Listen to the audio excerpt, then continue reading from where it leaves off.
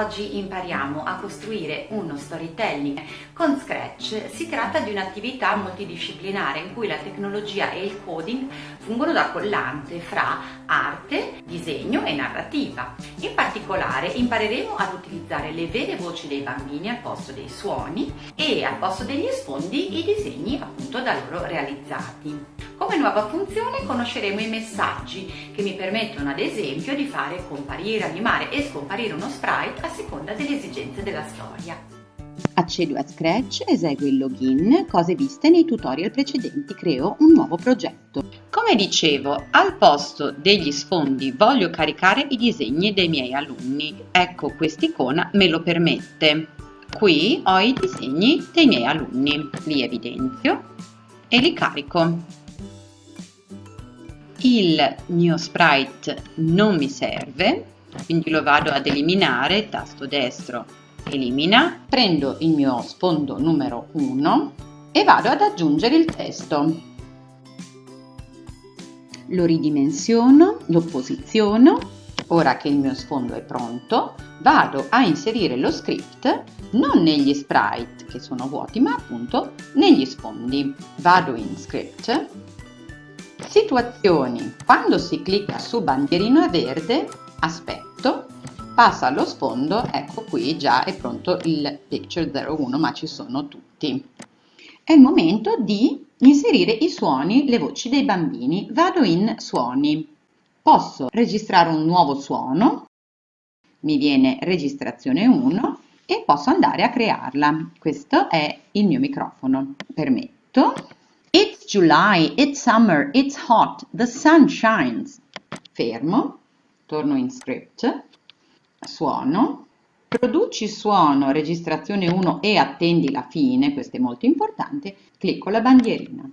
It's July, it's summer, it's hot, the sun shines. Andiamo a vedere invece come caricare le voci dei nostri bambini. Ho usato il registratore vocale del mio cellulare e le ho trasferite poi sul PC. Torno in suoni, vado nella cartellina in cui ho registrato le voci dei miei bambini. Naturalmente è molto importante numerare e rinominare bene i file. Seleziono e carico. I miei file si sono caricati, torno negli script. Nello sfondo 1 io metto le voci di Melissa e Daniel.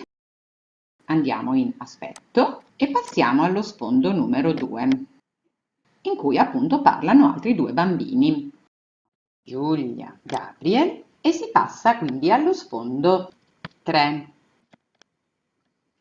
Insomma, la struttura dello storytelling diventa molto semplice e ripetitiva, i bambini sapranno gestirla benissimo. Andremo adesso a vedere il lavoro completo.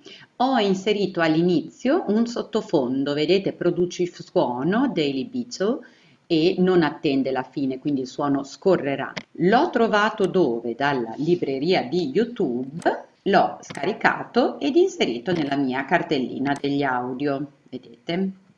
Quindi vado alla pagina del progetto, posso ingrandire, clicco la bandierina verde ed ecco le It's July, it's summer, it's hot, the sun shines. The ant works and works. Oh look, seeds. Breadcrumbs, food for winter. The cicada sings and sings. Ora vi mostro come creare delle semplici animazioni con la tecnica dei messaggi. I messaggi li trovo in situazioni. Vado a creare un nuovo messaggio. Il mio nuovo messaggio si chiamerà formica, perché sarà indirizzato appunto a questo sprite formica che ho preparato. Lo inserisco in questo punto, apro questo sprite. Quando riceve il messaggio formica dovrà fare alcune cose, le avevo già preparate.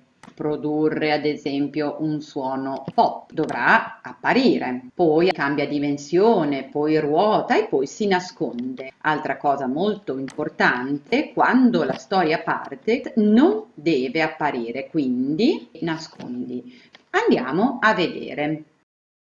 Salto l'inizio e vado al punto dell'animazione.